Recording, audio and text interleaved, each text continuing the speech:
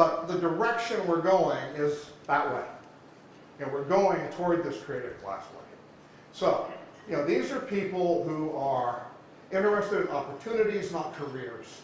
These are people that are interested in challenging projects and exciting things to do. They are not interested in climbing a career ladder and becoming a CEO. In fact, you tell these people that, and they shudder at the thought. We're coming into this kind of world where work boundaries just don't even exist much anymore. You can probably be every one of these things at some point in your career, and it's totally okay. And it'll be normal and average, just typical. And if you talk to young people, we're talking about slash workers. And Charles Handy, that many of you are familiar with, wrote many, many, many years ago about portfolio workers. And back when he wrote it, it was like, what the heck is that?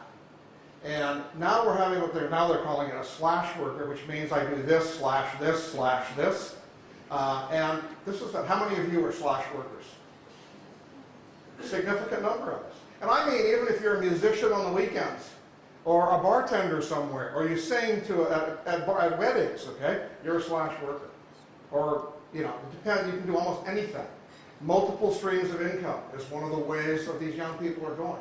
So once again, how do you recruit somebody who has no interest in, working for you for 10 years, who really isn't that dependent on the income from you? And if you're really young and in this Gen Y and Gen Z group, you probably aren't getting married or having kids. And you're not buying houses. Anyone seen the housing market? What's going on in the housing market? Anyone see who's buying houses? It's only people my age. Young people are not buying houses. And economists are now saying it's a really bad investment. And in the US at least, if you bought a house 50 years ago, you would have made on average about 1% a year on your money. Taking into account all costs, taxes, etc. So, why would you buy a house? There's no point. So people aren't buying houses. This is going to change many things. But we are able to employ people in many cases because they are chained to a house or a car or a geography. And if they're not chained anymore, what happens? They don't worry about it. And they go do what they want to do. So we're going to be facing a very strange, evolving world where we'll have a lot of people in the traditional mode for quite a while to come. But we're going to have fewer and fewer and fewer. This is just kind of the workforce in the United States and what's going on there. And you just look at this anywhere. How many of you in your company have contingent workers of some sort? Who here has a strategy of using part-time, temporary contingent workers as a way to have a sustainable workforce? I mean, this is just going to become common. In the U.S., it's probably almost everyone in the room would have raised their hand. This is the way it's going to be in the future. And we can talk a lot about who's going to be actually an employee, but it's probably going to be a very unique and small set of people in most companies. IBM just announced earlier this year that they have plans within the next 10 years to shrink the size of the company from a little over 300,000 employees to about 100,000 employees. And they're going to do that by spinning off all transactional and service work and setting them up as separate independent suppliers or just outsourcing that work. And then they're working on a strategy and a transition plan for doing that, leaving 100,000 workers that will be core to the organization in terms of generating revenue or creating new products or whatever it is for IBM. Gen Y values. This is a very optimistic, happy group. Even in this GFC. We've interviewed them during this GFC. No, they don't worry about it. Absolutely aren't worried about it. Okay? They may be sure I have to go work at McDonald's right now or whatever. Don't really want to do that. But heck, I'm okay.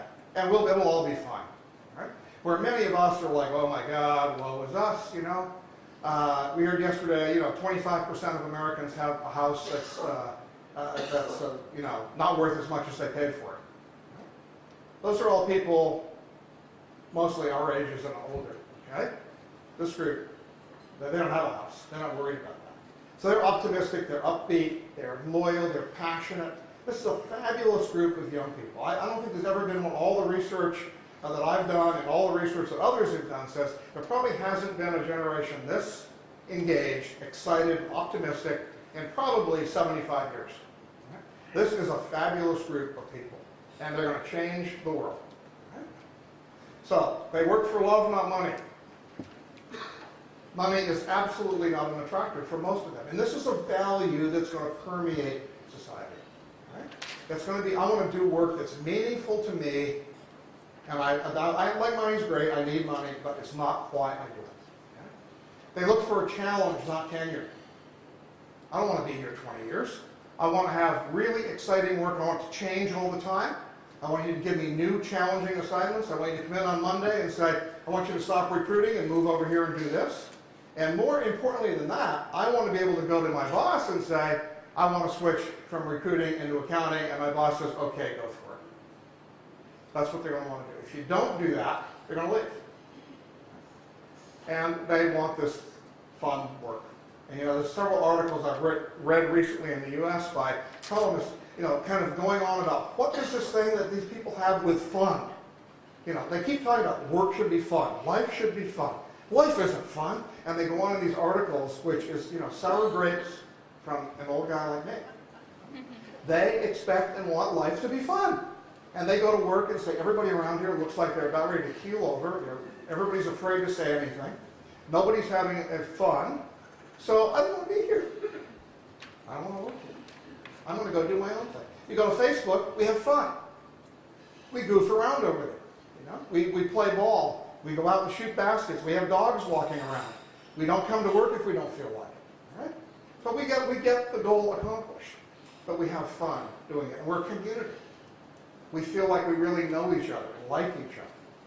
And we engage in each other in real ways, not sort of fake professional ways.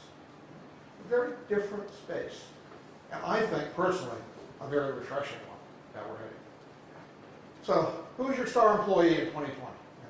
Who's going to be that superstar? What are they going to look like? What's their characteristics going to be like? Well, I tell you it's going to be very different. It's going to be somebody who really can deal with ambiguity and complexity without freaking out. Right? Somebody who doesn't say, my God, I don't know what the rule is. What's the policy? And what are we supposed to do here? I don't know. Tell me what I'm supposed to do. That's not going to be working for you. They're going to be willing to experiment with new and, probably pretty risky ideas and solutions to things. They're going to say, hey, let's try this out. The whole idea is sort of the Google thing about fail fast. Try something. We don't care what you try. Just fail quickly. Learn from it and move on and do the next one. How many products has Google tried in the last 3 years that have come and gone? All sorts of it. And some of the critics out there say, my God, Google, I don't know what about those guys. They try this, they try that, everything fails. A lot of stuff fails, but a heck of a lot more of it succeeds and makes them a ton of money. And they wouldn't be moving forward if they weren't willing to fail publicly. And that's the other part, openness, publicly, transparency, fail. Okay? They figure things out. They figure things out without you telling them. They don't need an expert to come in and tell them, this is how you do it. They figure it out. They muddle their way through in a very messy way, just like those students did in that physics class. They are super connected. That's why Facebook and these things are so important, because they're communities. These are online communities. And you don't have professional and family and friends. It's all a community. It's like if you live in a small village. You don't say, oh, I don't talk to that guy because he's just professional. I only talk to this person because that's my family. A village is a family. And this is what we're going to. And they're very aware of the world. And I find a tremendous insularity in most employees. And most companies foster insularity because they have everything closed off and they never let you see anything. And everything is vetted through legal and policies. And that's not going to survive. It's not going to survive. And they collaborate and share across the board. And the whole idea of IP, we could get into this forever, but those are all sort of dying concepts.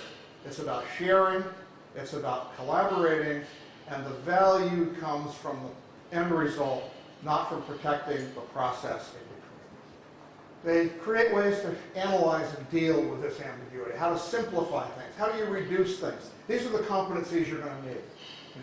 How do you crowdsource and leverage group knowledge? How do you do this is going to be the skills that you need. So even today as a recruiter, you have to say, how can I learn from everybody here? How can I build a network, a community to learn from? How can I have people I'm always going to ask questions to get my answers solved? And not feel embarrassed that I'm not the expert. Because none of us are experts. We're all learners and we're all sharers. Okay? And you've got to be able to identify those people that you admire and think you can get information from and find ways to tap into them virtually or in person. You've got to have cultural competence in this global world. You have to understand the differences between people in different countries and how they react and learn and live and function. Okay? And you've got to be able to do all of these things here extremely well if you're going to be a star employee in 2020. So it's not about technical expertise. It's not about tremendous ability to know one thing deeply. It's about dealing with this stuff. That's what we're going to be facing for the next 20 years. Ambiguity, complexity, huge problems that one person could never solve. And I think someone was talking, maybe Clark, maybe it was someone else, about no one invents anything alone. They have a whole, there's a whole, I think Leonardo da Vinci and I think Einstein both said, I stand on the shoulders of giants. Meaning that everything they did was built from others that contributed to their learning. And that's the way we all are. And we've got to learn to be creative. This is the key, creativity, innovation. You've got to be open. You've got to experiment. You've got to be willing to fail. This is what it's all about. And as a recruiter, you have to do it. I think I say, you've got to go out and try stuff. You may, I see people go, I don't know if I want to do that. I'm not quite ready yet to do that. I don't know, I don't want to do that yet. You're going to fail. You're going to fail. You've just got to go do it. Be a Nike. Do it. Just go do it. And I think that's probably the most important lesson I could give you. Do not be afraid. The only thing you really have to fear is fear. Get out there and do it. And by taking chances and being a bit of an entrepreneur or an intrapreneur, you will thrive. Let's look at a little technology, what's going on out there. We've got mobile, we've got all kinds of stuff. Anybody use Instapaper? This is a fantastic tool. You can use it on your computer, your iPad, your iPhone. If you see a web page or an article online that you like, you just click that I, and it stores it in a database for you. And you can go back and read it offline anytime you want. So if you're just sitting there going through the web and you say, well, that's a cool site, and we all do it, and then you forget all about it, you never go back. All you got to do is go click on the I, and it goes into your personal little database. You can access it anywhere, anytime. It's downloaded, it's there forever, and you've got it. Fantastic tool. So this is the kind of stuff that we're beginning to see emerge. Okay?